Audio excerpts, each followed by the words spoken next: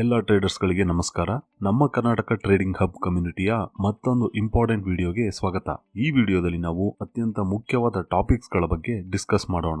Okay, in case ನಾನೇನಾದ್ರೂ ನಿಮಗೆ trading ಅಲ್ಲಿ ಪ್ರಾಫಿಟ್ ಮಾಡೋಕೆ ಅತ್ಯಂತ ಮುಖ್ಯವಾದದ್ದು ಏನು ಅನ್ನೋ ಪ್ರಶ್ನೆ ಕೇಳಿದ್ರೆ ನಿಮ್ಮಲ್ಲಿ ಕೆಲವರು ಹೇಳ್ತೀರಾ ಸ್ಟ್ರಾಟಜಿ ಇಂಪಾರ್ಟೆಂಟ್, ಇನ್ನು ಕೆಲವರು ಹೇಳ್ತೀರಾ ರಿಸ್ಕ್ ಮ್ಯಾನೇಜ್ಮೆಂಟ್ ಇಂಪಾರ್ಟೆಂಟ್. ಹೌದು, ನೀವು ಹೇಳಿದ್ದೇನೋ ಸರಿ, ಆದರೆ ಅವುಗಳಿಗಿಂತ ಇನ್ನೂ ಇಂಪಾರ್ಟೆಂಟ್ ಆಗಿರೋ ವಿಷಯಗಳು ಅಂದ್ರೆ ನೀವು ಟ್ರೇಡಿಂಗಿಗೆ ಎಲ್ಲಿ ಎಂಟ್ರಿ ತಗೋತೀರಾ, ಎಲ್ಲಿಗೆ ಸ್ಟಾಪ್ ಲಾಸ್ ಇಡ್ತೀರಾ ಮತ್ತು ಎಲ್ಲಿಗೆ ನೀವು ನಿಮ್ಮ ಟಾರ್ಗೆಟ್ ಫಿಕ್ಸ್ ಮಾಡ್ತೀರಾ ಅನ್ನೋದು. ಯಾಕಂದ್ರೆ ನೀವೇನಾದ್ರೂ ರಾಂಗ್ ಪ್ಲೇಸ್ ಅಲ್ಲಿ ಎಂಟ್ರಿ ತಗೊಂಡ್ರೆ ಅಥವಾ ಸ್ವಲ್ಪ ಲೇಟ್ ಎಂಟ್ರಿ ತಗೊಂಡ್ರಿ ಅಂದ್ರೆ ನಿಮ್ಮ ಪ್ರಾಫಿಟ್ ಕಡಿಮೆ ಆಗುತ್ತೆ ಅಥವಾ ಲಾಸ್ ಕೂಡ ಆಗೋ ಸಾಧ್ಯತೆ ಹೆಚ್ಚಾಗಿರುತ್ತೆ. ಇನ್ನು ನೀವೇನಾದ್ರೂ ರಾಂಗ್ ಪ್ಲೇಸ್ ಅಲ್ಲಿ ಸ್ಟಾಪ್ ಲಾಸ್ ಇಟ್ರಿ ಅನ್ಕೊಳ್ಳಿ, ಅವಾಗ ಶೇರ್ ನ ಪ್ರೈಸ್ ನಿಮ್ಮ ಸ್ಟಾಪ್ ಲಾಸ್ ಹಿಟ್ ಆಗಿ ಮತ್ತೆ ಮೇಲೆ ಹೋಗೋ ಸಾಧ್ಯತೆ ಇರುತ್ತೆ. ಇಲ್ಲ ಇವೆರಡೂ ಅಲ್ಲದೆ ನೀವೇನಾದ್ರೂ ಕರೆಕ್ಟ್ ಜಾಗದಲ್ಲಿ ನಿಮ್ಮ ಟಾರ್ಗೆಟ್ ಫಿಕ್ಸ್ ಮಾಡಲಿಲ್ಲ ಅಂದ್ರೆ ನಿಮ್ಮ ಟಾರ್ಗೆಟ್ ಹಿಟ್ ಆಗೋಕ್ಕೂ ಸ್ವಲ್ಪ ಮುಂಚೆ ಮಾರ್ಕೆಟ್ ರಿವರ್ಸ್ ಆಗೋ ಸಾಧ್ಯತೆ ಹೆಚ್ಚು. ಅದಕ್ಕೆ ಮಾರ್ಕೆಟ್ ಅಲ್ಲಿ entry, stop loss, trailing stop loss, target ಇವೆಲ್ಲ ತುಂಬಾ ಇಂಪಾರ್ಟೆಂಟ್. ಮೊದಲನೇದು ಆರ್ಡರ್ ಪ್ಲೇಸಿಂಗ್. ಮೊದಲನೇದಾಗಿ ನಿಮ್ಮ ಚಾರ್ಟ್ ಇಂಟರ್ಫೇಸ್ ಅಲ್ಲಿ ಆಪ್ಷನ್ ಚೈನ್ ಓಪನ್ ಮಾಡಿದಾಗ ಈ ರೀತಿ ಸ್ಕ್ರೀನ್ ನಿಮಗೆ ನೋಡೋಕೆ ಸಿಗುತ್ತೆ. ಆಪ್ಷನ್ ಚೈನ್ ಬಗ್ಗೆ ಹಿಂದಿನ ವಿಡಿಯೋದಲ್ಲಿ ಡೀಟೇಲ್ ಆಗಿ ಡಿಸ್ಕಸ್ ಮಾಡಿದೀವಿ. ಸೊ ಪ್ರೆಸೆಂಟ್ಲಿ ನಿಫ್ಟಿ 50 ವ್ಯಾಲ್ಯೂ 23,233 ಇದೆ. ನಿಮ್ಮ ಪ್ರಿಡಿಕ್ಷನ್ ಮಾರ್ಕೆಟ್ ಇವಾಗ ಬುಲ್ಲಿಶ್ ಆಗ್ಬಹುದು, 100 ಪಾಯಿಂಟ್ಸ್ ಮೇಲೆ ಹೋಗ್ಬಹುದು ಅನ್ನೋದಾದ್ರೆ ನೀವೀಗ ಕಾಲ್ ಸೈಡ್ ಅಲ್ಲಿ ATM ಅಲ್ಲಿ ಇರೋ ಪ್ರೈಸ್ ನ ಬೈ ಮಾಡಬೇಕು. ನಾನಿಲ್ಲಿ ಎಕ್ಸಾಂಪಲ್ ಗೆ ಕಡಿಮೆ ಇರೋ ಪ್ರೀಮಿಯಂ ತಗೋತೀನಿ. ಸೊ ನಾನು 7.60 LTP ಪ್ರೈಸ್ ಸೆಲೆಕ್ಟ್ ಮಾಡಿ ಬೈ ಮೇಲೆ ಕ್ಲಿಕ್ ಮಾಡಿದಾಗ ನಿಮಗೆ ಈ ರೀತಿ ಟ್ಯಾಬ್ ಓಪನ್ ಆಗುತ್ತೆ. ಇಲ್ಲಿ ನಿಮಗೆ ಇಂಟ್ರಾಡೇ, ಕ್ಯಾರಿ ಫಾರ್ವರ್ಡ್ ಎರಡು ಆಯ್ಕೆ ಇರುತ್ತೆ. ಇಂಟ್ರಾಡೇ ಅಂದ್ರೆ ನಿಮಗೆ ಗೊತ್ತು, ಇವತ್ತೇ ಟ್ರೇಡ್ ಎಂಟ್ರಿ ತಗೊಂಡು ಇವತ್ತೇ ಎಕ್ಸಿಟ್ ಆಗಬೇಕು. ಕ್ಯಾರಿ ಫಾರ್ವರ್ಡ್ ಅಂದ್ರೆ ಎಕ್ಸ್ಪೈರಿ ಇರೋ ತನಕ ಟ್ರೇಡ್ ನ ಹೋಲ್ಡ್ ಮಾಡಬಹುದು. ನಾವಿಲ್ಲಿ ಕ್ಯಾರಿ ಫಾರ್ವರ್ಡ್ ಸೆಲೆಕ್ಟ್ ಮಾಡೋಣ. ನೆಕ್ಸ್ಟ್ ಇಲ್ಲಿ ಲಾಟ್ ಸೈಜ್ ಇರುತ್ತೆ. ನಿಫ್ಟಿ 50ಯ ಒಂದು ಲಾಟ್ಗೆ 75 ಕ್ವಾಂಟಿಟಿ ಇರುತ್ತೆ. ಲಾಟ್ ಸೈಜ್ ಬಗ್ಗೆನೂ ನಾವು ಆಲ್ರೆಡಿ ಹಿಂದಿನ ವಿಡಿಯೋದಲ್ಲಿ ತಿಳ್ಕೊಂಡಿದೀವಿ. ನಾವೀಗ ಒಂದ್ ಲಾಟ್ ಸೆಲೆಕ್ಟ್ ಮಾಡೋಣ. ನೆಕ್ಸ್ಟ್ ನಿಮ್ಗೆ ಪಕ್ಕದಲ್ಲಿ ಪ್ರೈಸ್ ಸೆಲೆಕ್ಷನ್ ಇರುತ್ತೆ. ಇದರಲ್ಲಿ ನಿಮ್ಗೆ ಎರಡು ಆಯ್ಕೆ ಇದೆ, ಒಂದು ಲಿಮಿಟ್, ಇನ್ನೊಂದು ಮಾರ್ಕೆಟ್. ಅಂದ್ರೆ ನೀವೇನಾದ್ರೂ ಮಾರ್ಕೆಟ್ ಪ್ರೈಸ್ ಸೆಲೆಕ್ಟ್ ಮಾಡಿದ್ರೆ ಪ್ರೆಸೆಂಟ್ ಮಾರ್ಕೆಟ್ ಪ್ರೈಸ್ ಏನಿರುತ್ತೋ ಆ ಪ್ರೈಸ್ ಗೆ ನಿಮ್ಮ ಟ್ರೇಡ್ ಆರ್ಡರ್ ಪ್ಲೇಸ್ ಆಗುತ್ತೆ. ಸೊ ನಾವಿಲ್ಲಿ ಲಿಮಿಟ್ ಪ್ರೈಸ್ ಸೆಲೆಕ್ಟ್ ಮಾಡಿ ನಮ್ಗೆ ಬೇಕಾದ ಪ್ರೈಸ್, ಫಾರ್ ಎಕ್ಸಾಂಪಲ್ 7.30 ಸೆಲೆಕ್ಟ್ ಮಾಡೋಣ. ಇನ್ನು ಲಾಸ್ಟ್ ಅಲ್ಲಿ ಕೆಳಗಡೆ ನಿಮಗೆ ನಿಮ್ಮ ಅಕೌಂಟ್ ಅಲ್ಲಿರೋ ಅವೈಲೇಬಲ್ ಫಂಡ್ಸ್, ಈ ಆರ್ಡರ್ ಗೆ ರಿಕ್ವೈರ್ಡ್ ಫಂಡ್ಸ್ ಎಷ್ಟು ಅಂಡ್ ಟೋಟಲ್ ಚಾರ್ಜಸ್ ಎಷ್ಟು ಅನ್ನೋ ಡೀಟೇಲ್ಸ್ ಕೂಡ ನೋಡೋಕೆ ಸಿಗುತ್ತೆ. ಇನ್ನು ಫೈನಲಿ ಇಲ್ಲಿ ಪ್ಲೇಸ್ ಬೈ ಆರ್ಡರ್ ಅಂತ ಇದೆ. ಸೊ ಇದನ್ನ ಕ್ಲಿಕ್ ಮಾಡಿದ್ರೆ ನಮ್ಮ ಆರ್ಡರ್ ಪ್ಲೇಸ್ ಆಗುತ್ತೆ. ಅಂದ್ರೆ ಪ್ರೈಸ್ 7.30 ಹಿಟ್ ಆಗ್ತಿದಂಗೆ ನಮ್ಮ ಟ್ರೇಡ್ ಎಂಟ್ರಿ ತಗೊಳುತ್ತೆ. ಇಷ್ಟೇ ಸಿಂಪಲ್. ಎರಡನೇದು ಸ್ಟಾಪ್ ಲಾಸ್. ಎಲ್ರಿಗೂ ಅವ್ರವ್ರದೇ ಮನೆ ದೇವರು ಇದ್ರೆ ಎಲ್ಲಾ ಟ್ರೇಡರ್ಸ್ ಗಳ ಮನೆ ದೇವರು ಒಂದೇ, ಅದೇ ಸ್ಟಾಪ್ ಲಾಸ್. ಸ್ಟಾಪ್ ಲಾಸ್ ಅಂದ್ರೆ ಹೆಸರಲ್ಲೇ ಹೇಳೋ ತರ ಲಾಸ್ ನ ಸ್ಟಾಪ್ ಮಾಡೋದು. ಇವಾಗ ನೀವೊಂದು ಬೈ ಟ್ರೇಡ್ ತಗೊಂಡ್ರಿ, ಆದ್ರೆ ಟ್ರೇಡ್ ನೀವು ಅನ್ಕೊಂಡಿರೋ ತರ ಆಗ್ಲಿಲ್ಲ. ಸೊ ಪ್ರೈಸ್ ಕಡಿಮೆ ಆಗ್ತಾ ಬರುತ್ತೆ. ಬಟ್ ನೀವು ನೋಡಿದ್ರೆ ದೊಡ್ಡ ಅಮೌಂಟ್ ಇನ್ವೆಸ್ಟ್ ಮಾಡಿರ್ತೀರಾ. ಫಾರ್ ಎಕ್ಸಾಂಪಲ್ ನೀವು 50,000 ಇನ್ವೆಸ್ಟ್ ಮಾಡಿದ್ದೀರಾ ಅಂದ್ರೆ ಇನ್ ಕೇಸ್ ನೀವು ಸ್ಟಾಪ್ ಲಾಸ್ ಇಟ್ಟಿಲ್ಲ ಅಂದ್ರೆ ನಿಮ್ಮ 50,000 ಕೂಡ ಲಾಸ್ ಆಗೋ ಸಾಧ್ಯತೆ ಇರುತ್ತೆ. ಇಂಥ ಟೈಮಲ್ಲಿ ನಿಮ್ಮ ಕೈ ಹಿಡಿಯೋ ಮನೆ ದೇವರು ಸ್ಟಾಪ್ ಲಾಸ್. ಸೊ ನಾವೀಗ ಒಂದು ಟ್ರೇಡ್ ತಗೊಂಡಿದೀವಿ ಅಂದ್ರೆ ಆ ಟ್ರೇಡ್ ಗೆ ಸ್ಟಾಪ್ ಲಾಸ್ ಇಡೋದು ಹೇಗೆ ಅಂತ ನೋಡೋಣ. ನೀವಿಲ್ಲಿ ಮೇಲ್ಗಡೆ ಆರ್ಡರ್ಸ್ ಮೇಲೆ ಕ್ಲಿಕ್ ಮಾಡಿದ್ರೆ open orders, positions, order history etcetera options ನೋಡೋಕೆ ಸಿಗುತ್ತೆ. ಇದರಲ್ಲಿ ಪೊಸಿಷನ್ಸ್ ಮೇಲೆ ಕ್ಲಿಕ್ ಮಾಡಿದ್ರೆ ನಿಮ್ಮ ಪ್ರೆಸೆಂಟ್ ರನ್ನಿಂಗ್ ಟ್ರೇಡ್ ಡೀಟೇಲ್ಸ್ ಸಿಗುತ್ತೆ. ಇಲ್ಲಿ ಟ್ರೇಡ್ ಮೇಲೆ ಬಂದ್ರೆ ನಿಮಗೆ by more, cell, SL and target, exit ಅಂತ 3 ಆಪ್ಷನ್ ಇರುತ್ತೆ. ಇದರಲ್ಲಿ ಸೆಟ್ SL ಟಾರ್ಗೆಟ್ ಮೇಲೆ ಕ್ಲಿಕ್ ಮಾಡಿದ್ರೆ ಈ ರೀತಿ ಟ್ಯಾಬ್ ಓಪನ್ ಆಗುತ್ತೆ. ಇಲ್ಲಿ ನಿಮಗೆ ಮೊದಲಿಗೆ ಲಾಟ್ ಸೈಜ್ ಇರುತ್ತೆ. ಇಲ್ಲಿ ನೀವು ಎಷ್ಟು ಲಾಟ್ ಗೆ ಸ್ಟಾಪ್ ಲಾಸ್ ಇಡ್ತೀರಾ ಅಂತ ಸೆಲೆಕ್ಟ್ ಮಾಡ್ಕೋಬಹುದು. ನೆಕ್ಸ್ಟ್ ಇಲ್ಲಿ ಸೆಟ್ ಸ್ಟಾಪ್ ಲಾಸ್ ಅಂತ ಇದೆ. ನೀವಿಲ್ಲಿ ನಿಮಗೆ ಬೇಕಾದ ಪ್ರೈಸ್ ಗೆ ಸ್ಟಾಪ್ ಲಾಸ್ ಇಡಬಹುದು. ನಾನೀಗ ಎಕ್ಸಾಂಪಲ್ ಗೆ 5.55 ಗೆ ಸ್ಟಾಪ್ ಲಾಸ್ ಸೆಲೆಕ್ಟ್ ಮಾಡ್ತೀನಿ. ಇದಾದ ಮೇಲೆ ನೆಕ್ಸ್ಟ್ ನೀವಿಲ್ಲಿ ನೋಡೋದಾದ್ರೆ ಸೆಟ್ ಟಾರ್ಗೆಟ್ ಅಂತ ಇದೆ. ಇಲ್ಲಿ ನೀವು ಈ ಚೆಕ್ ಬಾಕ್ಸ್ ಕ್ಲಿಕ್ ಮಾಡಿ ನಿಮ್ಮ ಟಾರ್ಗೆಟ್ ಪ್ರೈಸ್ ನ ಕೂಡ ಇಲ್ಲೇ ಸೆಟ್ ಮಾಡಬಹುದು. ನಾನಿಲ್ಲಿ ಎಕ್ಸಾಂಪಲ್ ಗೆ 10.50 ಗೆ ಸೆಟ್ ಮಾಡ್ತೀನಿ. ಇದೆಲ್ಲ ಆದ್ಮೇಲೆ ಲಾಸ್ಟ್ ಅಲ್ಲಿ ಪ್ಲೇಸ್ ಸೆಲ್ ಆರ್ಡರ್ ಅಂತ ಇದೆ. ಇದನ್ನ ಕ್ಲಿಕ್ ಮಾಡಿದ್ರೆ ನಿಮ್ಮ ಸ್ಟಾಪ್ ಲಾಸ್ ಅಂಡ್ ಟಾರ್ಗೆಟ್ ಎರಡೂ ಸೆಟ್ ಆಗಿರುತ್ತೆ. ಅಷ್ಟೇ simple. Next trailing stop loss. Trailing stop loss ಅಂದ್ರೆ ನೀವು ತಗೊಂಡಿರೋ ಟ್ರೇಡ್ ಅಲ್ಲಿ ಸ್ಟಾಪ್ ಲಾಸ್ ಹಿಟ್ ಆದ್ರೂ ಕೂಡ ನೀವು ಪ್ರಾಫಿಟ್ ಅಲ್ಲೇ ಇರ್ತೀರಾ. ಅರೆ, ಸ್ಟಾಪ್ ಲಾಸ್ ಹಿಟ್ ಆದ್ರೂ ಕೂಡ ಪ್ರಾಫಿಟ್ ಹೇಗೆ ಅಂತ ಯೋಚನೆ ಬಂತಾ? ಸಿಂಪಲ್. ನೀವು ನಿಮ್ಮ ಟಾರ್ಗೆಟ್ ಮೇಲೆ ತಗೊಂಡು ಹೋದಂತೆ ನಿಮ್ಮ ಸ್ಟಾಪ್ ಲಾಸ್ ಕೂಡ ಮೇಲೆ ತಗೊಂಡು ಹೋಗೋದು. ಫಾರ್ ಎಕ್ಸಾಂಪಲ್ ನೀವು 150 ರೂಪೀಸ್ಗೆ ಒಂದು ಲಾಟ್ ತಗೊಂಡ್ರಿ ಅನ್ಕೊಳ್ಳಿ, ಸ್ಟಾಪ್ ಲಾಸ್ ನ 120 ಇಟ್ಟಿರ್ತೀರಾ, ಟಾರ್ಗೆಟ್ 180 ಎಕ್ಸ್ಪೆಕ್ಟ್ ಮಾಡ್ತಿರ್ತೀರಾ. ಅವಾಗ ಮಾರ್ಕೆಟ್ ಸಡನ್ ಆಗಿ 190 ಪ್ರೈಸ್ಗೆ ಹೋಯ್ತು ಅನ್ಕೊಳ್ಳಿ, ಅವಾಗ ನಿಮ್ಮ ಸ್ಟಾಪ್ ಲಾಸ್ ನ 180 ಮಾಡಿ ಟಾರ್ಗೆಟ್ ನ ಇನ್ನು ಮುಂದೆ ತಗೊಂಡು ಹೋಗ್ತೀರಾ. ಅವಾಗ ಸ್ಟಾಪ್ ಲಾಸ್ ಹಿಟ್ ಆದ್ರೂ ಕೂಡ ನೀವು ಆಲ್ರೆಡಿ ಪ್ರಾಫಿಟ್ ಅಲ್ಲೇ ಇರ್ತೀರಾ. ಟ್ರೈಲಿಂಗ್ ಸ್ಟಾಪ್ ಲಾಸ್ ಅಂದ್ರೆ ಇಷ್ಟೇ, ಟಾರ್ಗೆಟ್ ಪ್ರೈಸ್ ಮುಂದೆ ತಗೊಂಡು ಹೋದಂತೆ ಸ್ಟಾಪ್ ಲಾಸ್ ಪ್ರೈಸ್ ನ ಜಾಸ್ತಿ ಮಾಡ್ತಾ ಹೋಗೋದು. Simple. Next exit and profit booking. ನೀವೇನಾದ್ರೂ stop loss and target set ಮಾಡಿದ್ರೆ ಸ್ಟಾಪ್ ಲಾಸ್ ಹಿಟ್ ಆದ್ರೆ ಅಥವಾ ಟಾರ್ಗೆಟ್ ಹಿಟ್ ಆದ್ರೆ ನಿಮ್ಮ ಟ್ರೇಡ್ ಆಟೋಮೆಟಿಕಲಿ ಎಕ್ಸಿಟ್ ಆಗುತ್ತೆ. ಆದ್ರೆ ನೀವೇನಾದ್ರೂ ಸ್ಟಾಪ್ ಲಾಸ್ ಅಂಡ್ ಟಾರ್ಗೆಟ್ ಇಟ್ಟಿಲ್ಲ ಅಂದ್ರೆ ಮ್ಯಾನ್ಯುಯಲಿ ಕೂಡ ನೀವು ಟ್ರೇಡ್ ಇಂದ ಎಕ್ಸಿಟ್ ತಗೋಬಹುದು. ಈ ರೀತಿ ಮ್ಯಾನ್ಯುಯಲಿ ಟ್ರೇಡ್ ಇಂದ ಎಕ್ಸಿಟ್ ಆಗಿ ಪ್ರಾಫಿಟ್ ಬುಕಿಂಗ್ ಮಾಡ್ಕೋಬೇಕು ಅಂದ್ರೆ ಅಗೇನ್ ಸೇಮ್ ಇಲ್ಲಿ ಆರ್ಡರ್ಸ್ ಮೇಲೆ ಕ್ಲಿಕ್ ಮಾಡಿದ್ರೆ ಪೊಸಿಷನ್ಸ್ ಅಲ್ಲಿ ನಿಮ್ಮ ಪ್ರೆಸೆಂಟ್ ರನ್ನಿಂಗ್ ಟ್ರೇಡ್ ನೋಡೋಕೆ ಸಿಗುತ್ತೆ. ಇಲ್ಲಿ ನಿಮಗೆ ಲಾಸ್ಟ್ ಅಲ್ಲಿ ಟೋಟಲ್ ಗೈನ್ ಲಾಸ್ ಕೂಡ ಡಿಸ್ಪ್ಲೇ ಆಗ್ತಿರುತ್ತೆ. ನಾನೀಗ ಟ್ರೇಡ್ ಮೇಲೆ ಬಂದ್ರೆ ಆಗ್ಲೇ ನೋಡಿದ ಹಾಗೆ by more, set SL target, exit ಅಂತ 3 ಆಪ್ಷನ್ ಇರುತ್ತೆ. ನಾನಿಲ್ಲಿ ಎಕ್ಸಿಟ್ ಮೇಲೆ ಕ್ಲಿಕ್ ಮಾಡಿದ್ರೆ ಈ ರೀತಿ ಟ್ಯಾಬ್ ಓಪನ್ ಆಗುತ್ತೆ. ಇಲ್ಲಿ ನೀವು ಎಷ್ಟು ಲಾಟ್ಸ್ ಎಕ್ಸಿಟ್ ಆಗಬೇಕು ಅಂತ ಸೆಲೆಕ್ಟ್ ಮಾಡಿ ಪ್ರೈಸ್ ನ ಮಾರ್ಕೆಟ್ ಪ್ರೈಸ್ ಗೆ ಸೆಲೆಕ್ಟ್ ಮಾಡಿ ಎಕ್ಸಿಟ್ ಮೇಲೆ ಕ್ಲಿಕ್ ಮಾಡಿದ್ರೆ ನಿಮ್ಮ ಟ್ರೇಡ್ ಎಕ್ಸಿಟ್ ಆಗಿ ಪ್ರೆಸೆಂಟ್ ಗೈನ್ ಲಾಸ್ ಏನಿರುತ್ತೋ ಅದು ಬುಕ್ ಆಗುತ್ತೆ. Next brokerage. ನೀವು ಯಾವುದೇ ಟ್ರೇಡ್ ತಗೊಂಡ್ರು, ಎಷ್ಟೇ ಟ್ರೇಡ್ ತಗೊಂಡ್ರು ಪ್ರತಿಯೊಂದು ಟ್ರೇಡ್ಗೂ ಕೂಡ ಬ್ರೋಕರೇಜ್ ಅಂಡ್ ಚಾರ್ಜಸ್ ಅನ್ನೋದು ಅಪ್ಲೈ ಆಗೇ ಆಗುತ್ತೆ. ಸೊ ಯಾವ್ಯಾವ ಟ್ರೇಡ್ಗೆ ಎಷ್ಟು ಬ್ರೋಕರೇಜ್ ಇರುತ್ತೆ ಅಂತ ನೋಡೋಣ ಬನ್ನಿ.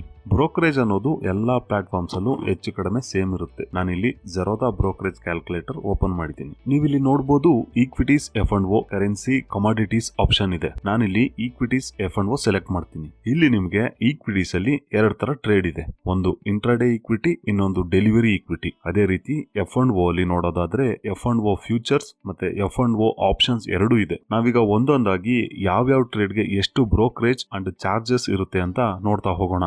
Intraday equity. ಓಕೆ, ನಾನಿಲ್ಲಿ ಬೈ ಪ್ರೈಸ್ ನ 100 ಇಡ್ತೀನಿ ಅಂಡ್ ಸೆಲ್ ಪ್ರೈಸ್ ನ 110 ಇಡ್ತೀನಿ. ಕ್ವಾಂಟಿಟಿ 150 ಅಂತ ಎಂಟರ್ ಮಾಡ್ತೀನಿ. ಅಂದ್ರೆ ಇಂಟ್ರಾಡೇ ಅಲ್ಲಿ ಯಾವ್ದೋ ಒಂದು ಶೇರ್ ನ 150 ಕ್ವಾಂಟಿಟಿಯಲ್ಲಿ 100 ರುಪೀಸ್ಗೆ ಬೈ ಮಾಡಿ 110 ರುಪೀಸ್ಗೆ ಸೆಲ್ ಮಾಡಿದ್ರೆ ಆ ಒಂದು ಟ್ರೇಡ್ಗೆ ಎಷ್ಟು ಬ್ರೋಕರೇಜ್ ಅಂಡ್ ಚಾರ್ಜಸ್ ಇರುತ್ತೆ ಅನ್ನೋದು ನಿಮ್ಗೆ ಇಲ್ಲಿ ನೋಡೋಕೆ ಸಿಗುತ್ತೆ. ನೀವಿಲ್ಲಿ ನೋಡೋದಾದ್ರೆ ನಿಮಗೆ ಬ್ರೋಕರೇಜ್ ಅನ್ನೋದು 9.45 ರುಪೀಸ್ ಇದೆ. ಸೊ ನಿಮ್ಮ ಟ್ರೇಡ್ಗೆ ಬ್ರೋಕರೇಜ್ ಅನ್ನೋದು 9.45 ಅಷ್ಟೇ. ಆದರೆ ಅದರ ಜೊತೆಗೆ ಎಕ್ಸ್ಟ್ರಾ ಚಾರ್ಜಸ್, ಟ್ಯಾಕ್ಸಸ್ ಅಂತ ಅಪ್ಲೈ ಆಗುತ್ತೆ. ಸೊ ಅವುಗಳು ಯಾವ್ಯಾವು ಅಂತ ನೋಡೋದಾದ್ರೆ STT ಅಂದ್ರೆ ಸೆಕ್ಯೂರಿಟೀಸ್ ಟ್ರಾನ್ಸಾಕ್ಷನ್ ಟ್ಯಾಕ್ಸ್ ಅನ್ನೋದು 4 ರುಪೀಸ್ ಇದೆ. ಎಕ್ಸ್ಚೇಂಜ್ ಟ್ರಾನ್ಸಾಕ್ಷನ್ ಚಾರ್ಜ್ ಅನ್ನೋದು 0.97 ಇದೆ. ಇನ್ನು GST 1.88 ಇದೆ ಹಾಗೂ ಸೆಬಿ ಚಾರ್ಜಸ್ 0.03 ಇದೆ. ಸೊ ಇದೆಲ್ಲ ಸೇರಿ ನಿಮ್ಮ ಒಂದು ಟ್ರೇಡ್ಗೆ ಇನ್ಕ್ಲೂಡಿಂಗ್ ಬ್ರೋಕರೇಜ್ 16.33 ರುಪೀಸ್ ಕಟ್ ಆಗುತ್ತೆ. ಇನ್ನು ಇಲ್ಲಿ ಲಾಸ್ಟ್ ಅಲ್ಲಿ ಪಾಯಿಂಟ್ಸ್ ಟು ಬ್ರೇಕ್ ಇವನ್ 0.11 ಅಂತ ಇದೆ. ಅಂದ್ರೆ ನೀವೇನಾದ್ರೂ 100 ರುಪೀಸ್ಗೆ ಬೈ ಮಾಡಿ 100 ರುಪೀಸ್ಗೆ ಸೆಲ್ ಮಾಡಿದ್ರೆ ನಿಮಗೆ ಲಾಸ್ ಆಗಲ್ಲ ಅಂತ ಅನ್ಕೋಬಹುದು. ಹೌದು, ಲಾಸ್ ಏನೋ ಆಗಲ್ಲ, ಬಟ್ ನೀವು ತಗೊಂಡಿರೋ ಟ್ರೇಡ್ಗೆ ಬ್ರೋಕರೇಜ್ ಅಂಡ್ ಚಾರ್ಜಸ್ ಅಪ್ಲೈ ಆಗುತ್ತಲ್ಲ, ಸೊ ನಿಮ್ಗೆ 16.33 ರುಪೀಸ್ ಕಟ್ ಆಗುತ್ತೆ. So points to break even ಅಂದ್ರೆ ನೀವು 150 ಕ್ವಾಂಟಿಟಿನ 100 ರುಪೀಸ್ಗೆ ಬೈ ಟ್ರೇಡ್ ತಗೊಂಡ್ರೆ ಅದು ಮಿನಿಮಮ್ 0.11 ರುಪೀಸ್ ಮೇಲೆ ಹೋಗ್ಬೇಕು. ಅವಾಗ 150 ಇಂಟು 0.11 ಅಂದ್ರೆ 16.5 ರುಪೀಸ್ ಪ್ರಾಫಿಟ್ ಅಲ್ಲಿ ಇರ್ತೀರಾ. ಅಂದ್ರೆ ಅದು ಬ್ರೋಕರೇಜ್ ಅಂಡ್ ಚಾರ್ಜಸ್ಗೆ ಹೋಗುತ್ತೆ. ಅವಾಗ ನೀವು ಲಾಸ್ ಆಗಲ್ಲ ಅಂತ.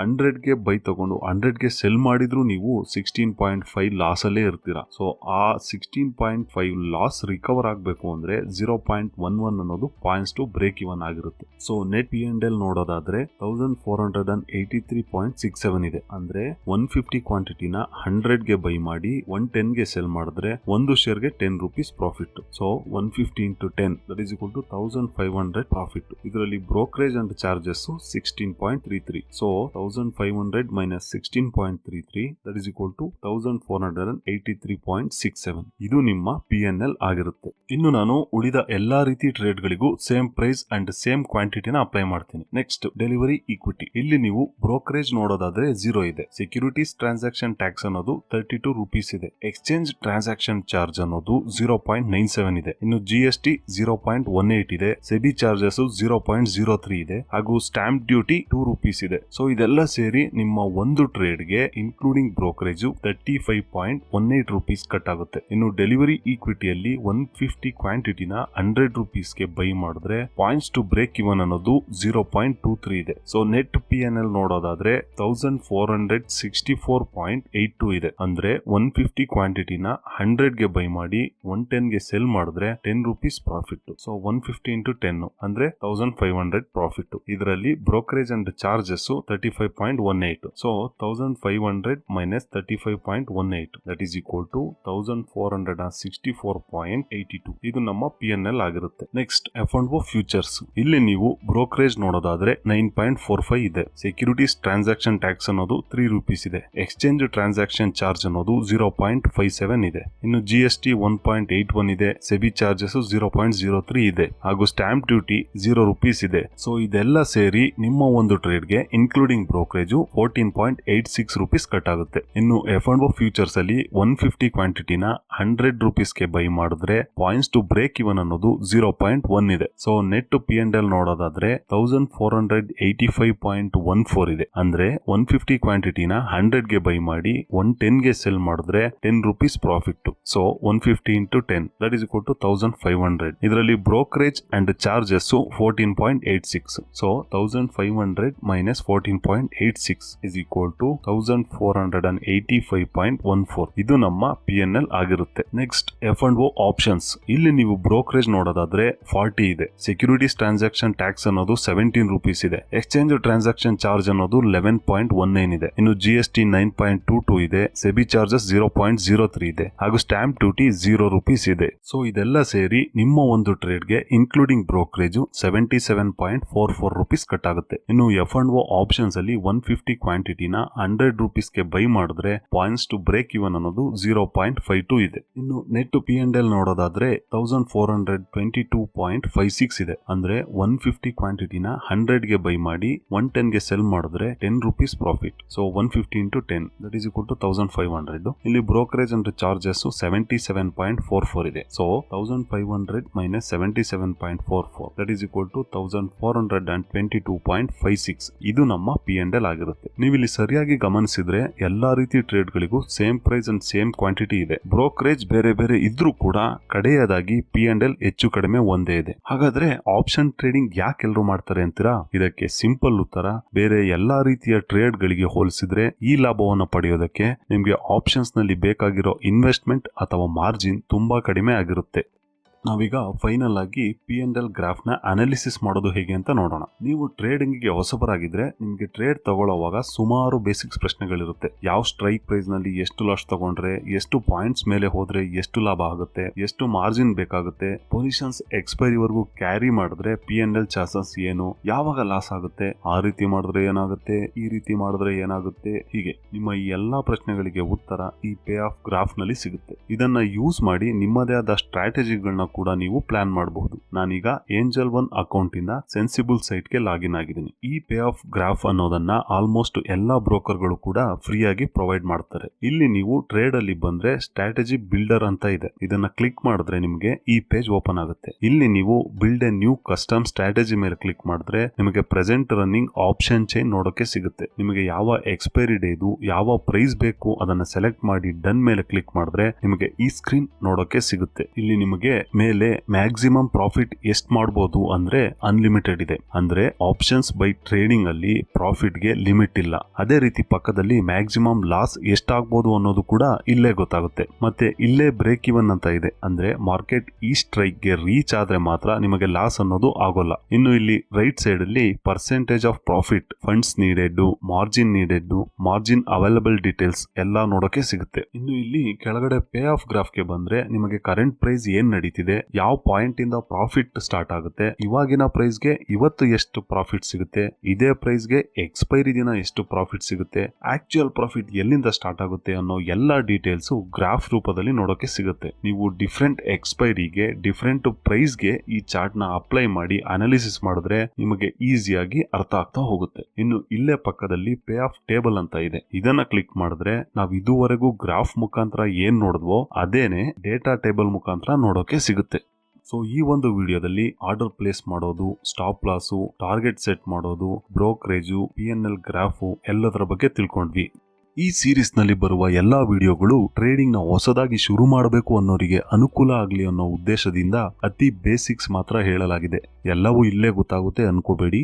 What we know is drop, what we don't know is an ocean ಅನ್ನುವ ಮನಸ್ಥಿತಿ ಯಾವಾಗಲೂ ಇರಲಿ. ನಿಮ್ಮ ಟ್ರೇಡಿಂಗ್ ಜರ್ನಿಗೆ ಒಳ್ಳೆಯದಾಗಲಿ. ಜೊತೆಗೆ ನಿಮ್ಮಲ್ಲಿ ಯಾರಾದ್ರೂ ನನಗೆ ಎಲ್ಲ ಗೊತ್ತು ಅನ್ನೋರು ಅಥವಾ ಇರೋದ್ರಲ್ಲಿ ತಪ್ಪು ಹುಡುಕೋ ಅತಿ ಬುದ್ಧಿವಂತರು ಇದ್ರೆ ನಿಮಗೂ ಒಳ್ಳೆಯದಾಗಲಿ ಅಂತ ಹೇಳ್ತಾ ಮುಂದಿನ ವಿಡಿಯೋದಲ್ಲಿ ಹೊಸ ವಿಚಾರಗಳೊಂದಿಗೆ ಮತ್ತೆ ಸಿಗೋಣ. ಎಲ್ಲರಿಗೂ ವಂದನೆಗಳು.